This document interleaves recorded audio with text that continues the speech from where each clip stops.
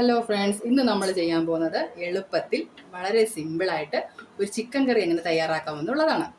ആദ്യമായി നമുക്ക് വേണ്ടത് സവാള. ഈ സവാള അരിയെ ഒന്നും ചെയ്യേണ്ട, ഇത്രയും വലിപ്പത്തിൽ നമുക്ക് കഷ്ണങ്ങളാക്കി ഇട്ട് കൊടുക്കാം. നൈസായിട്ട് അരിയേയും ഒന്നും വേണ്ട, ഇങ്ങനെ തന്നെ ഇട്ട് കൊടുക്കാം.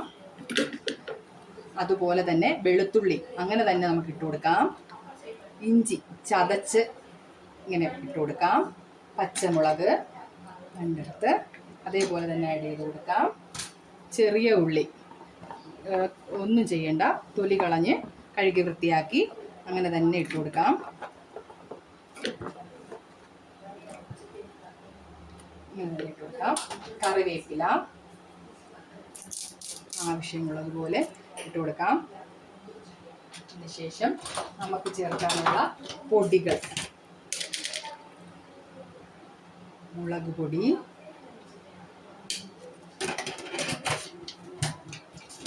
മല്ലിപ്പൊടി, മഞ്ഞൾപ്പൊടി,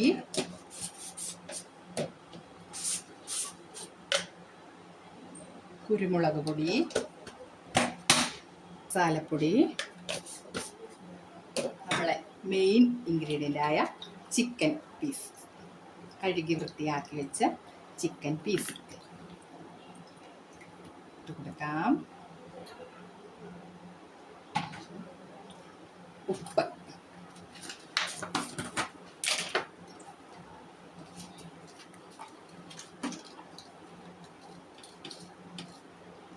ഇട്ട് കൊടുക്കാം.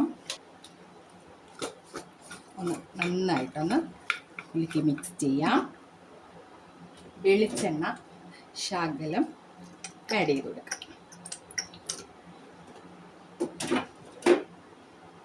ഒന്നും വേണ്ട, കുക്കർ അടച്ച് 4 വിസിൽ. ഇതിലെല്ലാവരും ഒന്ന് ചെയ്ത് നോക്കണം. വളരെ എളുപ്പമാണ്, സിമ്പിളാണ്, അടിപൊളി ടേസ്റ്റാണ്. ജോലിക്ക് പോകുന്നവർക്കും നല്ല ധൃതിയിലൊക്കെ ചിക്കൻ കറി വയ്ക്കാൻ പറ്റാത്തവർക്കും ഒക്കെ എളുപ്പം ചെയ്ത് കൊടുക്കാൻ പറ്റാവുന്ന ഒരു റെസിപ്പിയാണ്. എല്ലാവരും ട്രൈ ചെയ്യുക. 4 വിസിൽ കഴിയുമ്പോൾ ഓഫാക്കി ഉപയോഗിക്കാവുന്നതാണ്.